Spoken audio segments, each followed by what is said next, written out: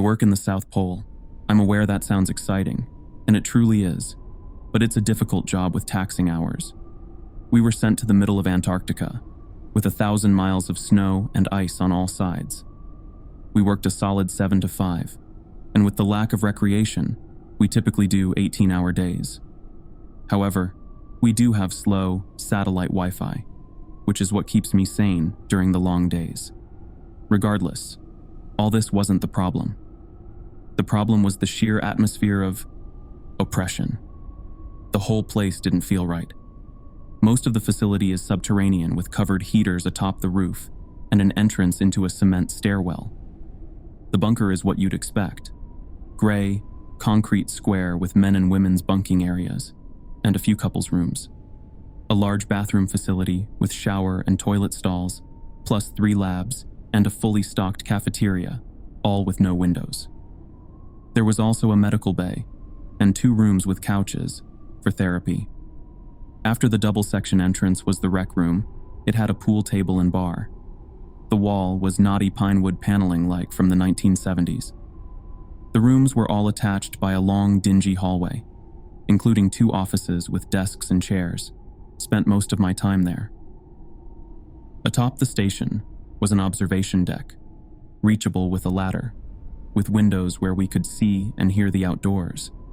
But we usually only went up to smoke, since it was nearly as cold as the outside. The whole place was poorly lit. Fluorescent lights and a few lamps in corners, but overall it looked like a dingy green, underground cement hell. Outside is exactly what you would expect from Antarctica. Snow for hundreds of miles in all directions. If you have a fear of open water, it feels like that, except you have to walk in it. I was a little surprised as to why they invited so many on this particular expedition. There were 12 of us total. Usually 6 would suffice, all professionals in our fields. However, the range of work each of us did was surprising. Typically, it would be a singular field of study to accomplish a common goal, but on this expedition, there were several different professions. The first was an older Finnish gentleman, a medical doctor, who was skilled in healing injuries in frozen climates. The next was a physicist, who really was as surprised as us to be in the South Pole, for their work is often theoretical, and when in practice requires a team in and of itself. The next 2 were a British husband and wife team, both geologists. There were 3 men in their 30s for maintenance and driving, specialized in sub-zero conditions and masters in any repair field. Also, there was biologist, a young black lady who wore her hair in a bun and kept her lab coat on at all times inside. She was all work and no fun. Then there were even 2 therapists. Yes, 2 therapists. The first is what you'd expect. A middle-aged lady with blonde bangs and a clipboard, always wearing a warm smile. The other, well, he was a tall, lanky fellow. He was gaunt and his hair was jet black. Honestly, I had no idea why he would be a therapist. I myself was intimidated to even say hi to him. I never saw anyone join him in therapy unless he specifically asked them. I usually tried to avoid him. There was another man who I assumed was a cook until I saw we had to make our own meals. He was an odd, mousy-looking fellow. He didn't speak to anyone, and when I tried, he would simply ignore me. I maintained that he would be my favorite person on this expedition, since he kept 100% to himself. Me? I was the chaplain. Yeah, I know what you're thinking. There are half a dozen professionals here and they need a chaplain? Well, I didn't think it made sense, but when I was contacted by the organization funding the trip, I didn't argue. They were offering a lot of money, and in my line of work, that is a rarity. The expedition was to be 6 months, and we were to each conduct specific experiments. I don't know what the others were assigned, but I was to journal on the religious implications of the expedition and provide any counsel for all the other participants on the trip, of any sect or faith. The counsel assignment I didn't have a problem with, but the journaling? That's the kind of thing college freshmen journal on in Theology 101. Either way, I was getting paid, so I sucked it up and spent the rest of my free time downloading movies and games, to pass the long hours in between counseling. Surprisingly, a lot of people came to me for religious discussion. I won over the maintenance guy's approval when I cracked open a beer with them and talked Catholicism on the old red rec room couch. I'm a Protestant minister, so they were a little standoffish at first. We became fast friends, and even though I couldn't bless them or give confession, I think it helped ease stress to feel like they could disclose matters of faith as well as just have fun conversation. Either way, I got along well with everyone after enough time. The physicist was a staunch atheist, so we played pranks on each other frequently. I would hide his laptop out of easy reach, blaring, "Jesus take the wheel," and he would wake me up half the days with "No Church in the Wild." I considered him my second best friend in the compound, even though that song did give me chills when I thought about how far away we were from civilization. My best friend was the odd man. He was always around the rec room when I was, and he never spoke. He wore an orange hoodie and jeans indoors, and always seemed like he was drinking alone at the dimly lit makeshift bar. I thought nothing of it since our schedules were all different, and I could absolutely condone drinking yourself senseless in a place like this. It was lonely most days. We did our own thing at our own stations, often eating lunch there, frozen meals or MREs usually. I did spend quite some time talking with the doctor. He was a Buddhist, so we spent many mornings meditating in his medical station under the buzzing fluorescent lights. He said that the place gave him an odd feeling. It was hard to be centered here in this cement brick, buried in the snow. It did get to me after a while. When I was alone and the lights were quiet, I swear I could hear whispering. After one particular incident, where I swore I heard clear words, I started wearing headphones. They helped quite a bit with filling my ears with noise and blocking out the outside world. Once a week, supplies were dropped in from the coastal base hundreds of miles away. We restocked the cigarettes, whiskey, and other non-essentials like food and water. I say that to point out whoever was paying for this was dropping serious money. I never met the main client. Rather, I was contacted through their representatives. Apparently, the man funding it was very wealthy, very driven, and very religious, and he was highly invested in this expedition. He wanted a success, but no one knew his goal with this ordeal he was funding. Also, once a week we would go out in the snow rover, a giant SUV that could ride over the snow and ice. We would take samples of the ice and examine a previous dig site from the last crew. I could not imagine the crew that had to come all the way out here to build the facility, but I bet they got paid crazy money. Some days we would all go just to get out and see the sun. We couldn't leave during a blizzard, but most days only the necessary crew for the excavation would go. Whenever we went, we had to wear a harness attached by rope to the SUV to avoid slipping down the ice and being injured. We can only go once a week due to the outside conditions and distance to the dig site. I mention both of these to say that we were alone out here, and if a plane came Monday, then we had 7 days until it returned. Then was the first big shift. It was exactly 2 months in the base. The team who left that day were the geologists, the biologist with one maintenance man to drive and man the harnesses. They left in good spirits and remained at the site for hours. However, they returned, shaken. They burst in the door while I was in the rec room with the therapist, and we immediately noticed the fear in their eyes. The lady geologist ran to the couple's room without saying a word. Her husband chased after, calling her name. We asked what happened, and noticed the biologist was crying. The other therapist entered the room like a ghost, and without a word, he ushered her into his office and closed the door. The doctor burst in and boomed, "What on earth is going on?" "I don't know," said the first therapist. She was anxious, as was I. "Where's Jack?" The maintenance worker who drove the SUV. "Wait, where's the car?" I inquired, opening the door to the outside. I saw nothing but our flag, a long set of footprints and miles of ice gleaming in the sunlight. We sat for what felt like hours in the rec room. All of us who didn't go on the field expedition, that is. The others were in the tall therapist's office. Panicked voices could be heard behind the door. Finally, they all exited. The geologists went to their room without saying a word. The biologist sat in one of the empty folding chairs. The therapist stood behind her, hands on the back of her seat. She had clearly been crying since she returned. "We got there ahead of schedule," she started, gathering her composure. "The dig site, we arrived at 0700 instead of 8, so we got to work early. At first all was fine. Jack was in the SUV minding the harnesses. I was chiseling away at a small patch of ice when I heard the others call from below. We looked at her, hanging on her every shaking word. She continued, "I slid down to the base of the hole, about 30 meters down, I think. They had struck a hard surface. We all dug together and pulled out a massive lockbox. Immediately we assumed it was left from the last dig, but the design was old. It looked like something from World War II. It was heavy and sealed shut. We tugged the rope to signal Jack, but there was no response. We started calling out for him, but he never called back. We couldn't see him from our vantage point. After a solid 10 minutes of screaming, we made our way up the hill using our tools.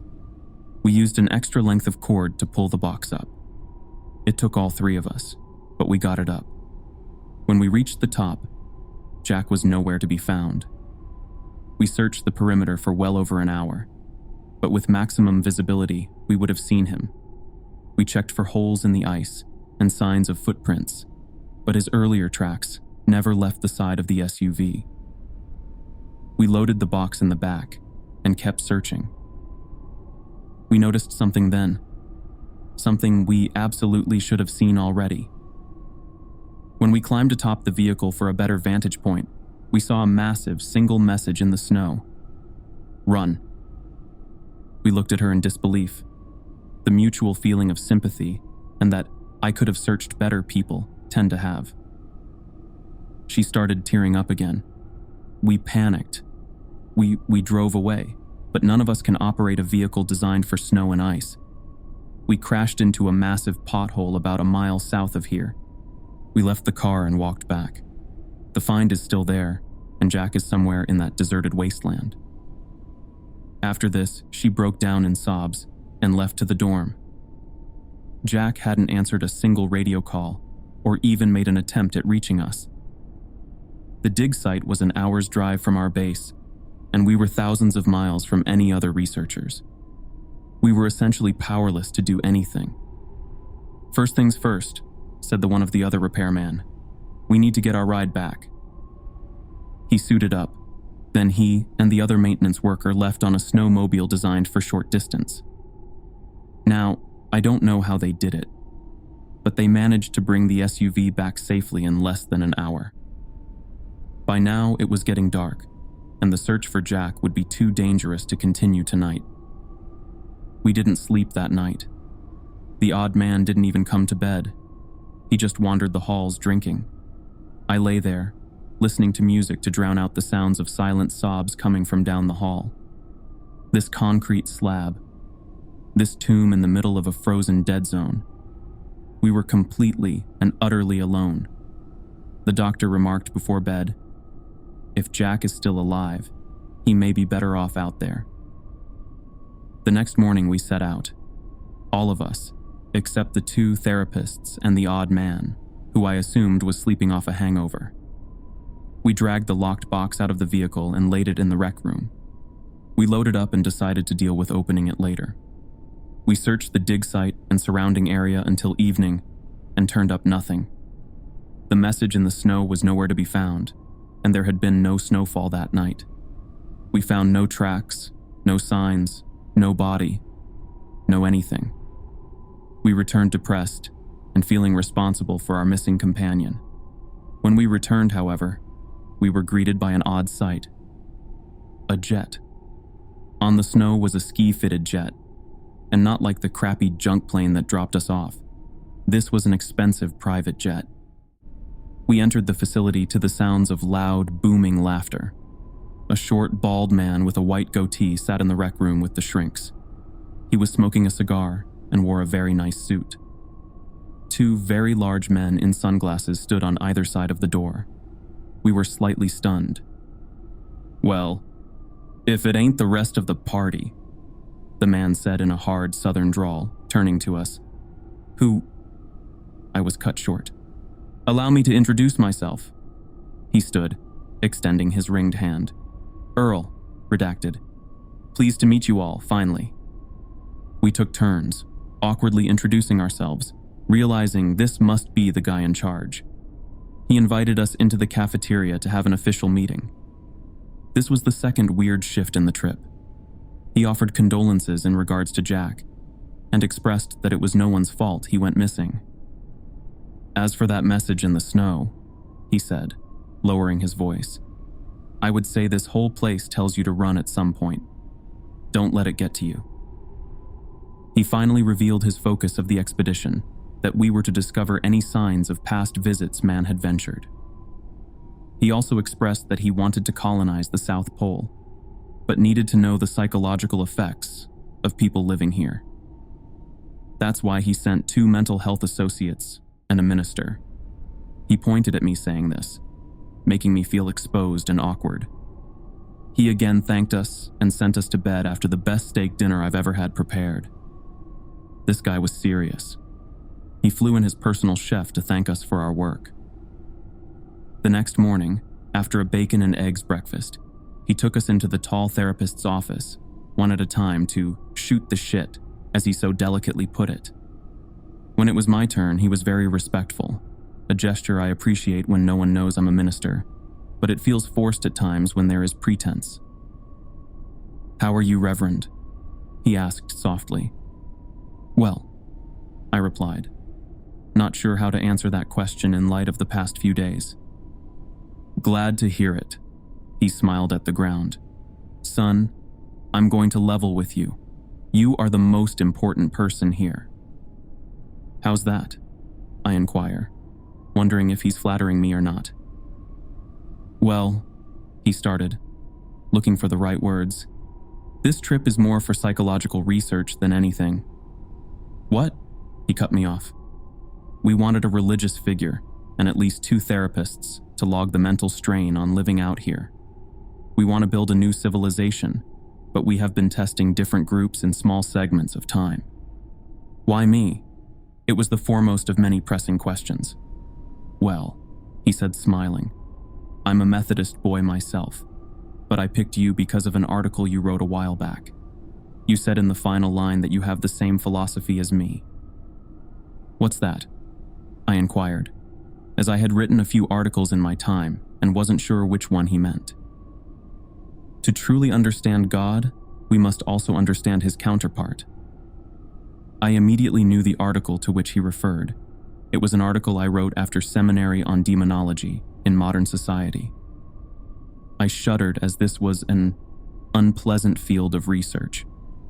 Either way, the man had done his work on me, but I still wasn't sure what a short article on demons qualified me for a mission in the Antarctic. I left the room with Earl, and we proceeded to rejoin the others. We predominantly listened to him rant on, rather than talk amongst ourselves. We just didn't feel right. We were here, in the warmth, while this man was bellowing on, and our friend was out there cold and alone. I overheard many times the biologists and geologists ask to leave. At first, their requests were simply brushed off, but by the last requests, he sternly reminded them that they were under contract.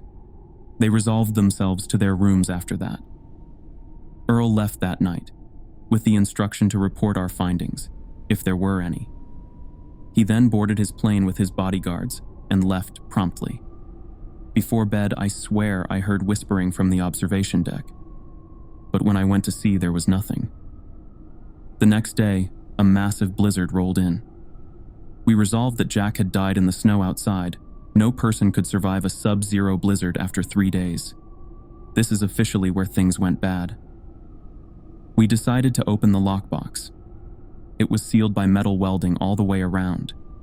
It took a little while, but the other 2 maintenance men used blowtorches on the chest until it finally came free. They strained to pull the lid off its container. We gathered around close. I found myself the closest to the box. They flipped the heavy lid over which shook black soot loose from the chest. We coughed, and when it cleared, we saw the contents. There was nothing. Or at least, nothing important. We found a piece of string, a thimble, and salt scattered about. We sat there rubbing our heads and looking at each other. We discussed why this would be out there in the ice, so many layers deep. We talked a little while until I noticed the physicist leaving. He was pale as a ghost, so I chased him to ask what was the matter. "Hey!" I shouted as I caught up to him in the dorm. "You good?" He stood there shaking his head. After a long pause, he responded, "No." "What is it?"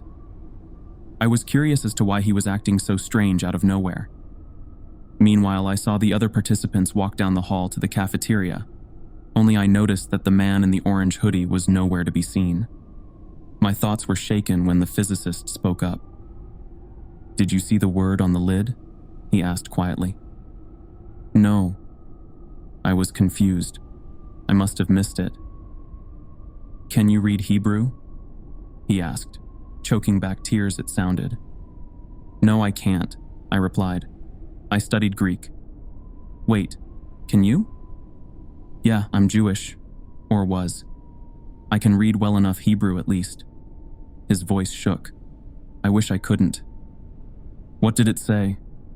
"Dibbuk," he said as a tear rolled down his face. I had never seen him like this before, and frankly, I was a little scared.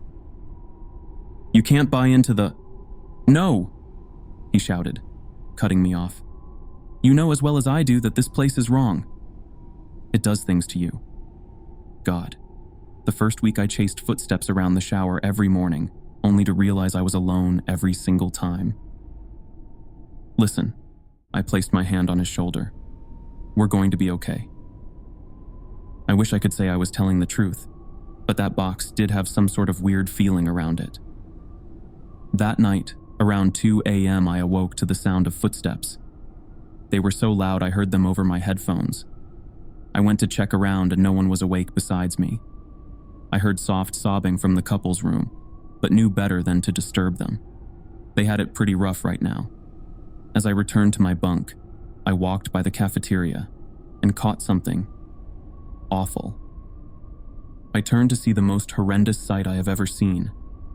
All the chairs and tables were scattered and flipped. Food was smeared all along the walls and ceilings, and utensils and appliances were scattered about. In the center of the floor was a massive, rusted steel cross, and nailed to it was Jack. He was soaked from head to toe in blood, and his eyes looked as if every vein had burst. Barbed wire covered his arms and legs, and nails were driven through his wrists and ankles. He was bald and thin, and when we made eye contact, he shook violently. Then he shrieked through spattering blood, "Belphegor!" Now was my turn to lose control. I fell backward and slid on the tile. I must have been screaming my lungs out, for everyone poured into the hallway, asking in confusion what was happening. I had urinated. I pointed to the cafeteria through tears and panicked breaths. The inside was totally normal. Nothing was out of place. No cross. No Jack. No destruction. The last thing I remember was showering and opening a bottle of Jack. It was only 3 hours later I awoke in the rec room, covered by a blanket. Jane, the therapist, was asleep on the opposite couch. She was sweet through all of this, and I'm sure she was disappointed in my lack of professionalism. I was still drunk when I stood. Everyone was still asleep, and the blizzard still blasted our compound. I wandered the hall and heard the sobbing from the couple's room again. I realized in my stupor that they may need help. I knocked softly on the door, but the crying continued uninterrupted. Before I could knock again, I had to resolve myself to the toilet. I ran and vomited into the bowl, now feeling slightly more alert. As I stood wiping my mouth, I caught the brief glimpse of a figure leaving the bathroom. It was dark and tall, but I couldn't catch any more details.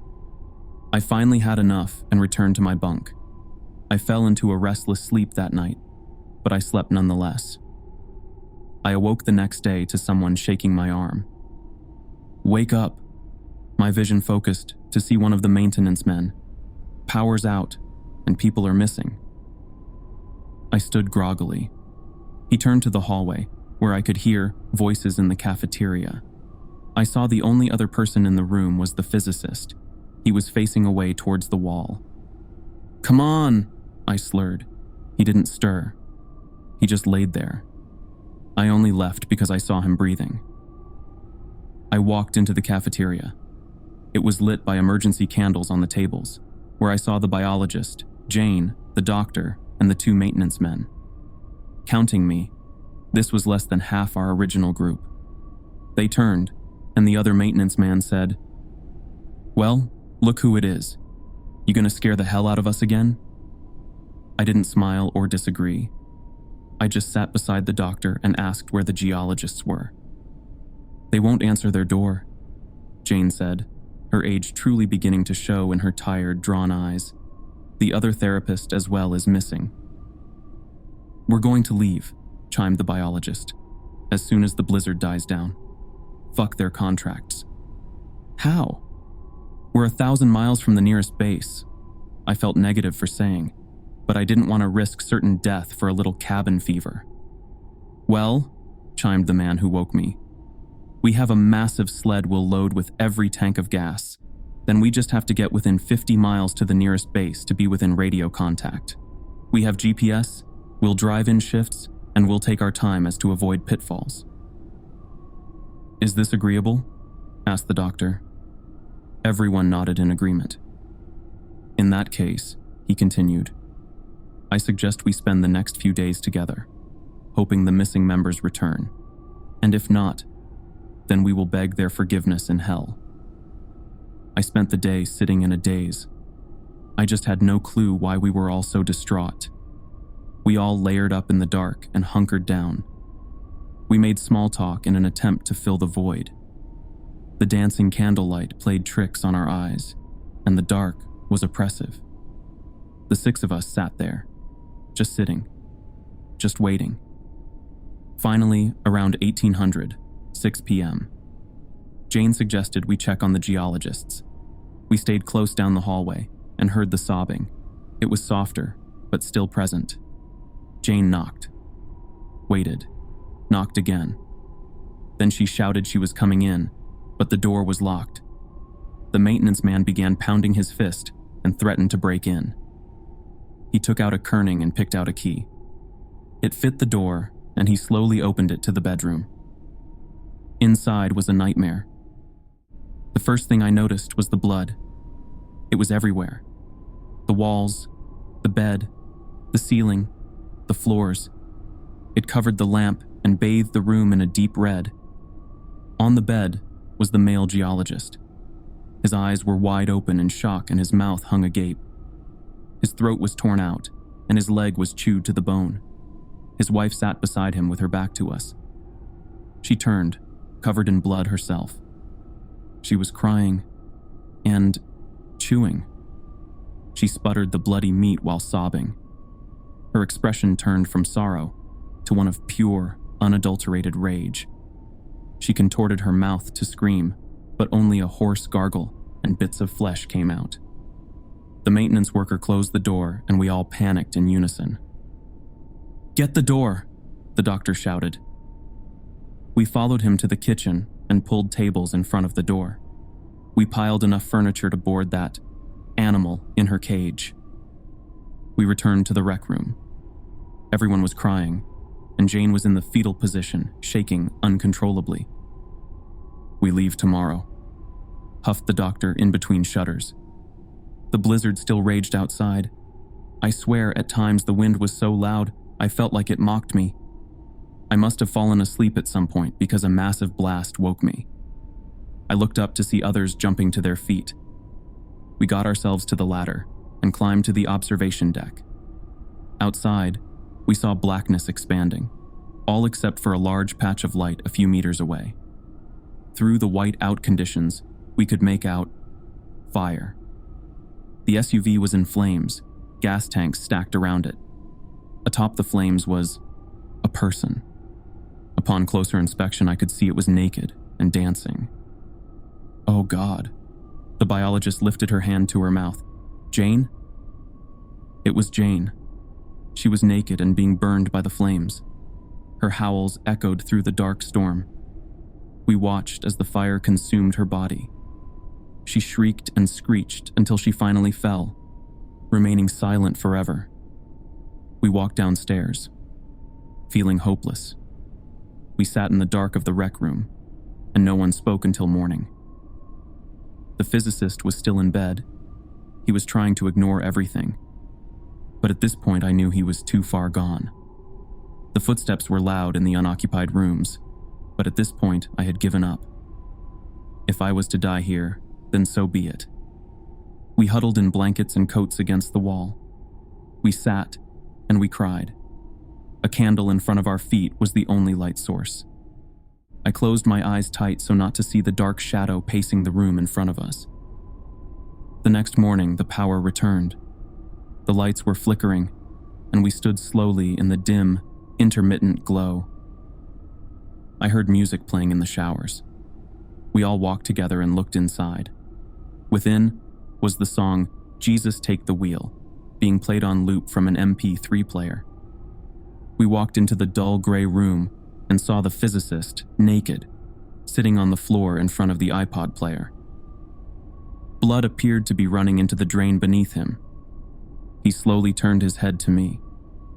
He held up his left hand to his lips and hissed a long, "Shh."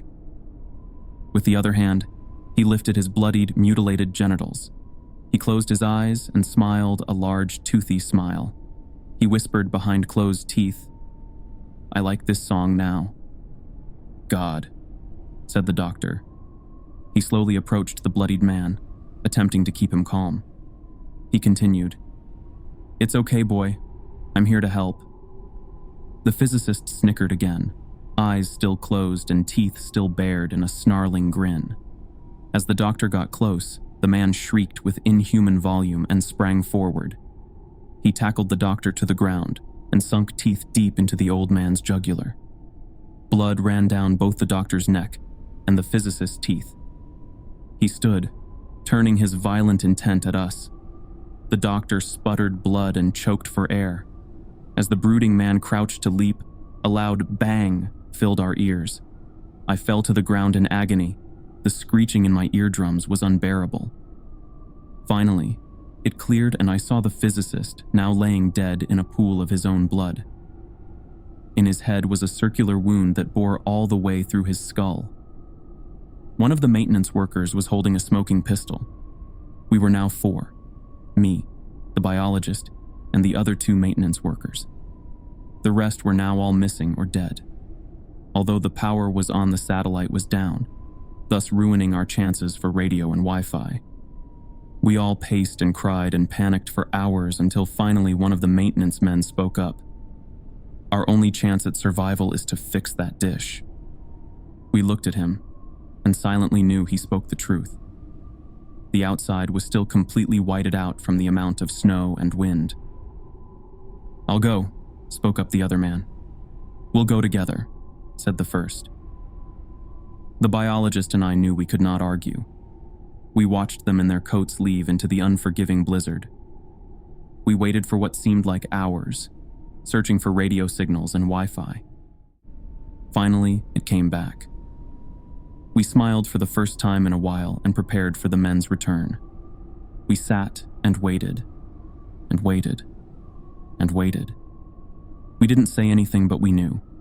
We knew we were the last. She fell asleep in my lap after we cried ourselves tired. Before I closed my eyes, I swear I heard the giggles of a child. I awoke sometime later. I was utterly alone. I yelled for the biologist. I searched each and every room until I found the last thing I wanted to find. I found her in the observatory. She wrote a lovely note about wanting to see the outside world before she died. In her arm was an empty syringe that I guess is what she used to end her life. Her eyes were blank, staring into oblivion. I left her to her peace. Now, the reason I write this, in my probable last moments of clarity. The reason we were brought to this frozen hell, only to die. The reason I'm sending out this story before I put an emergency flare gun down my mouth. I returned to the office I had been using. I was hysterical. I saw my reflection in the display mirror and noticed my eyes were totally black. This sight brought me to smash the mirror. I sliced my knuckles, which rocked me back to reality. And in my second of clarity, I noticed the slip of paper that fell from the shattered pieces. It was a note with a picture attached. The note read, "If you're reading this, then I hope it isn't too late. This place is not what you think. The man in charge is not a religious kook. He is much more dangerous. By now, you may have found that undiscovered lockbox. In it, you found some trinkets to spook you. There is probably a minister with you to comment on the materials as evil. This is their set and setting. That black dust that flew out? It wasn't dust, and it wasn't evil. God, these people don't want to colonize. Ever wonder why you're so far away from any other bases? This is a weapons testing facility. You have unknowingly been testing compounds for a private company. This particular compound is an untraceable, psychosis-inducing strain of pathogen that is meant for world leaders. The concept is to have the enemy kill itself. If you've breathed the black dust, then it is too late. All you can do is attempt to get this message out. But do not trust the maintenance men, and do not trust the tall therapist. They are working for Earl. They will disappear without a trace shortly after his visit. They've logged your behaviors, so even if the blizzard, which is what I assume you're already in, subsides, you'll be found and killed if you escape. I'm so sorry. I lost my entire team. I wish you never would have come. I'm sorry. Dave. The picture attached was what I assume was the previous team. In red ink, a man was circled and labeled me. In the picture was a mousy man in an orange hoodie and jeans.